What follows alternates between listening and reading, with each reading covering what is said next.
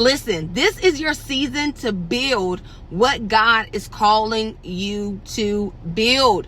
Recently, I had a powerful conversation with a wonderful woman of God, and after she shared all of her dreams and the vision and the thing that she was working on behind the scenes that God had called her to, she also began to share about how this season felt so lonely.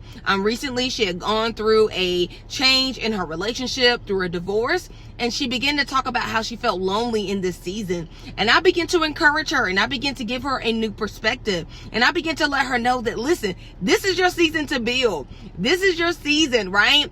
To work on your prayer life. This is your season to work on that book, to work on that business. The enemy will try to get us caught up in our emotions of the season that we're not able to build what God is calling us to build or do what God has called us to do. And as I began to talk with her, I began to reflect on my own personal journey and when I went through a transition in my relationship, through a divorce. And I remember that season was a time that, yes, I grieved over the loss, but I began to lock in. I began to lock in with God. I began to build my prayer life, build my time and my spirit up in the Word of God. And then I began to work on my business, right? There was a business that I worked on in that season, and that was able to generate some additional income.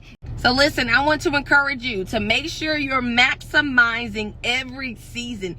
Even if you're coming out of a season of transition, of loss, this is the time to build. This is the time to focus. This is the time to lock in on what God has called you to build. Because when you look back on this season and you go into the next, you want to be able to be grateful and thankful that you maximize this opportunity instead of allowing the enemy to make you believe that this is a season of loss